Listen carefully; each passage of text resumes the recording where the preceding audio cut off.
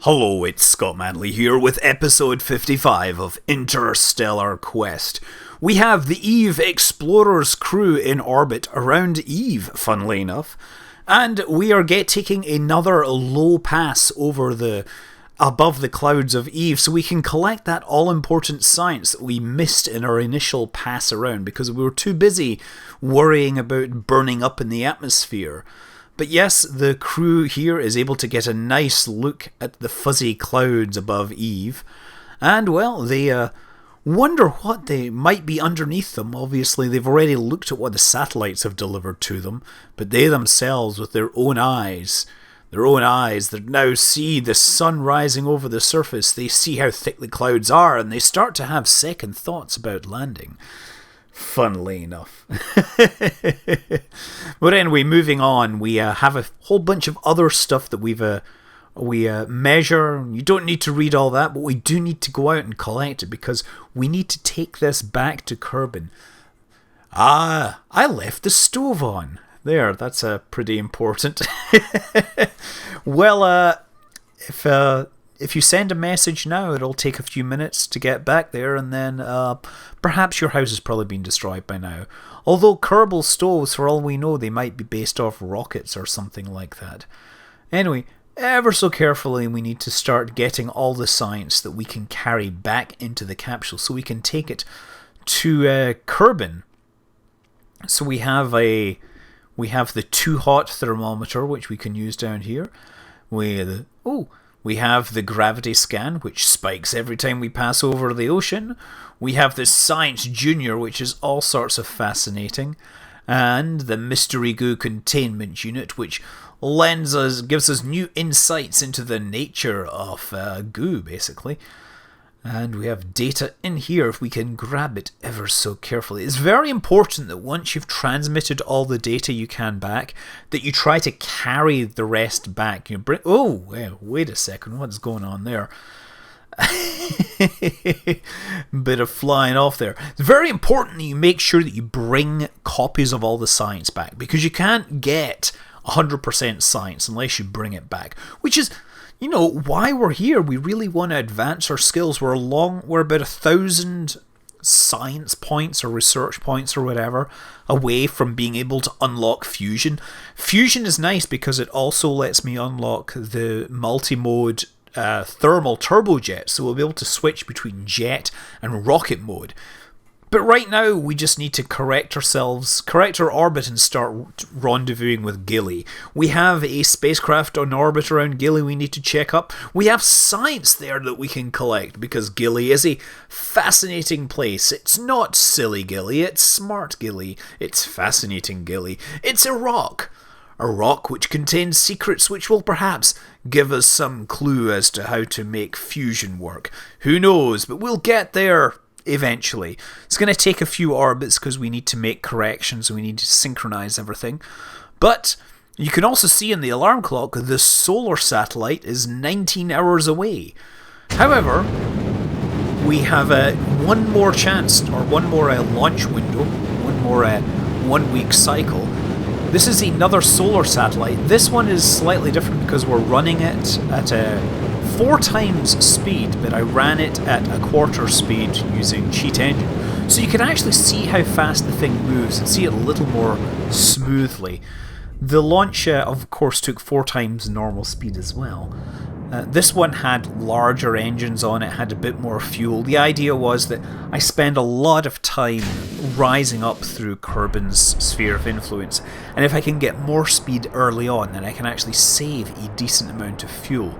But yeah, other than that, we just continue their usual deployment process. I think this will be the last one because, honestly, these engines are testing my patience. And as it turned out, that while escaping Kerbal's sphere of influence and getting ourselves into a low pass over the sun took a really long time, actually turning that low pass into a circular orbit takes a ridiculous amount of time. And in fact, that's what we're doing. We're now falling towards the sun, and you can see it getting bigger and bigger as gravity inexorably pulls us down towards the surface. Of course, before we get there, our angular momentum will fling us around the sun and send us back to where we came from, unless we can slow our orbit sufficiently.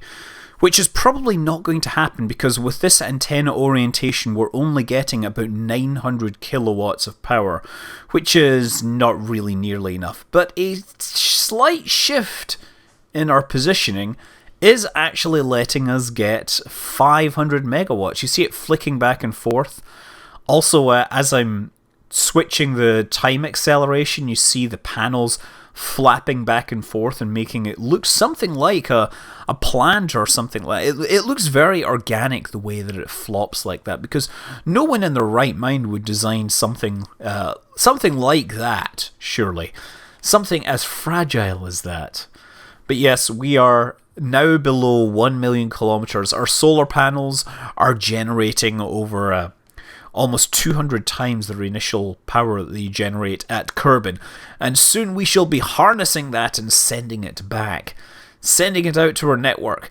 This first one, unfortunately, because of the nature of the Interstellar mod, you can't actually take the power that is generated by those and convert it to megajoules to run your engines. Instead, it's pretty much wasted. You can beam out megajoules, but you can't use them locally. Unless they fix that in the latest version. I have not been able to upgrade to the latest version of Kerbal Space Program for this series, because Infernal Robotics is the holdup. Infernal Robotics is having all sorts of problems getting itself working, and I hope they can solve it soon enough. Anyway, by adjusting it, I'm getting up to almost 900 megawatts. We're getting close to something that's somewhat acceptable, I believe is the correct term. If we can adjust it a little more, maybe we can get over a gigawatt. Come on, 950, 960, 970, 980, 990, and 1 gigawatt. 1 gigawatt of power being channeled into that little magnetoplasma dynamic thruster, accelerating us forwards faster than a snail's fart. Wait, do snails fart? It's not very fast, is what I'm trying to say. And I guess snails are not known for their, gas, let's say. Although they do bubble a little. Does anybody out there know anything about snails? I tend to know only about spaceships. Anyway, this was a really, really, really long process. This is literally several hours, several passes. Every time we come around, we have to do more passes. But yet we are moving towards the sun, and it is getting bigger and bigger, and providing more and more power. You see now we have 2 gigawatts of power coming straight into that engine, perhaps giving us thrust that is now merely acceptable rather than disgustingly awful. Who knows? The acceleration is clearly sufficient to flex the panels into a parabolic kind of shape, which actually would look pretty cool if that was what we were really trying to do, but unfortunately it is merely a side effect of the fact that these things are not the strongest. I guess if I'd really cared, I would have put the thing to low Kerbal orbit and then sent up a Kerbal to strut things out. But yeah, look, as you can see, the way we're coming in, we are slowing our orbit, and that means that our periaps or perihelion is dropping down further and further. To slow ourselves down, we have to burn well before we get to perihelion, simply because otherwise it will take far too many orbits to kill our velocity. But this is mostly a collection of photogenic angles that I have come up with from several hours of footage. Most of the time in the background I was playing FTL, because that's thoroughly enjoyable and it doesn't take a huge amount of CPU and everything to run it. One interesting phenomena is when the power supply changes. You would see it here, the theoretical supply jumped up and down, and as it finally kicked into full power, the whole spacecraft would flex in response to that change of thrust. And of course, again, looking like a giant organic, jellyfish or whatever. Anyway, as we come around the sun, we start to get so close that we are going to head behind the sun, and soon it will block the transmissions of the microwave transmitters. And we will find ourselves out of touch and unable to thrust anymore. See, 2.15 gigawatts of power, and any minute now, it's gone. The panel folds away, the receiver folds away, the solar panels flex and do their kind of wobbly dance, and we head off around the sun for another pass as we align ourselves to maximize our power transmission capabilities, because maybe somebody else will be needing this power. Now, as it turns out, there's another annoying feature, and I use feature with finger quotes, with the Interstellar mod. Now, when you're generating power from solar panels, it's converted to electric charge, and then it's converted to megajoules. So I'm only able to generate 61 megawatts of power because I don't have enough charge. However, a quick hacking, and I'm able to generate 2.2 gigawatts of power just by giving my spacecraft a little more room to charge up electrical power. It would be really nice if the developer would fix this, because I really like solar power. Anyway, after a couple of days of decelerating, it's time for my Kerbals and the Eve Explorer to make another course correction so we can start heading towards Gilly. It's just all the usual thing: point at the blue marker, thrust, stop engines, adjust course, get there, do science, eat snacks, do impersonations of Gene while he's not listening, try to see who wins the best Werner von Kerman accent award. I mean, at least the guys that went to Duna get to walk around, even though one of them died. Anyway, we have another spacecraft. If you remember this one, it did the close flyby of Moho, and now has to make a course correction so it arrives at Kerbin so it can aerobrake and land with its all-important cargo of science. Surface velocity apparently is ridiculous, but that's okay, I'm not caring about that. I'm caring about the periapse distance, so we want to bring this down so it will be inside the atmosphere. We will probably arrive at about 5 kilometers per second, which will be, serious business, let's say. That's why we have the 2.5 meter heat shield to protect this whole spacecraft. But we just thrust along. Once we got the vector sorted out, we just kind of slowly thrust along it, and I cut the power when I get pretty close. So 92, 56, got to be low enough so I get captured. 50, 28, that should be low enough. If it's too low, I will burn up. If it's too high, I will fly off into interstellar space. Anyway, moving on. We have our assets. Our nuclear reactor in Kerbin orbit needs to be reactivated. It was shut down for maintenance a few days ago, and as you know, working on nuclear reactors requires a physical person. Basically, some poor sap has to fly right up to the reactor and turn it on. This is the 3.75 meter version, and as I get close enough, there I get refuel option, so we're refueling with thorium-4, and I'm not sure that took because I never get any feedback. What happened? Do we have... Okay, apparently we have 8,764 fuel in the reactor. I hope it hasn't thrown away the fuel when I restart it, and it brings... 3,000 now, so apparently a bunch of fuel has gone missing. Whatever. I'm getting pretty good at supplying this station. And so we bring our Kerbal back. This is a time accelerated just a little, so you can get a little smoother idea of what the graphics look like.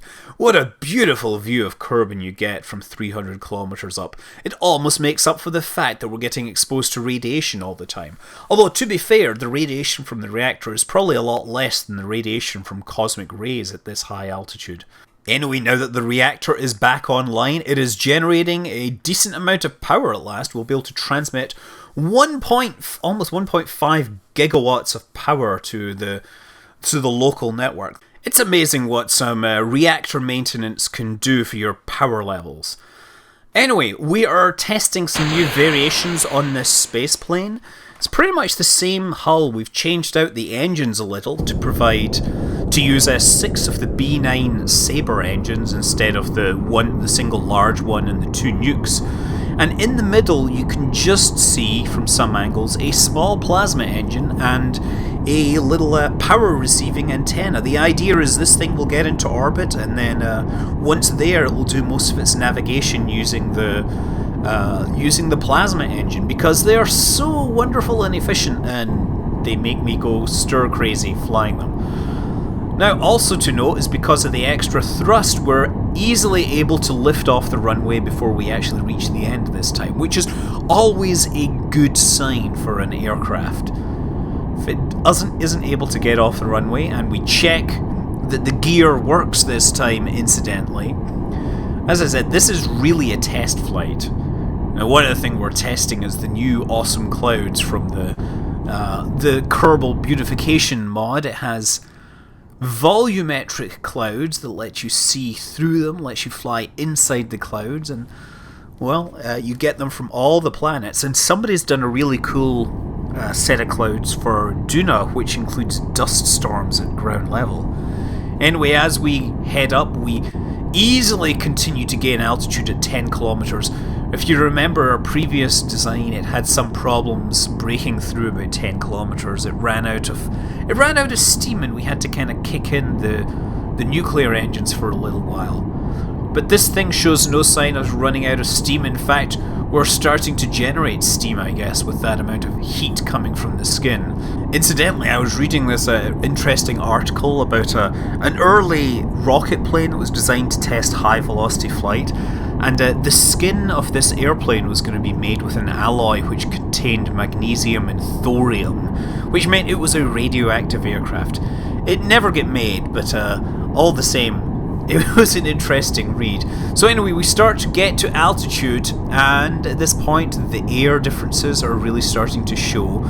Not all the engines are losing air at the same rate, which is somewhat concerning because it means we're going to get an asymmetric flame out when it happens. And there we get it. So we start switching over to rockets. Rockets everywhere. That should get us back under control. No, it's not. We're losing it. Nice, we're pancaking along, decelerating at about 5 Gs. This is not what I intended. No pitch control at all. I've got yaw control though. Oh yeah, let's yaw my spacecraft so at least I'm going to go straight up. If maybe I can just get into orbit from this angle. So, it's dropped down to 700 meters per second. That's pretty ridiculous. I've lost over 500 meters per second of velocity in the last few seconds. But now we have regained control, which is a good sign. Should probably try and adjust the orbit to bring it back into equatorial, although at this point I suspect we may not have enough fuel to comfortably visit our targets, but we'll find out. Anyway, there was a lot of work done trying to stabilize the aircraft to get the thing orbiting in the correct plane, but once we got there, things started to stabilize once I got to altitude. You see that we're using fuel pretty quickly, about 32 units of oxidizer per second, and that really was the limiting factor on this. In theory, it could have made it into orbit. I'm not sure it could have delivered its cargo, but instead I elected to basically ditch the cargo and see how the spacecraft handled when it didn't have any fuel on board. It's another one of those radiators, but as far as we're concerned, we can just ditch this thing and leave it behind. We just have to use RCS to move ourselves gently away from this. As I said, move gently away from this. Okay, I don't know why it's not listening, but I think actually what's happening is the drag being experienced by the aircraft is pushing it back into the cargo bay. So if I rotate, and then we're going to start thrusting downwards, will it leave? Come on. I don't want to carry you all the way home.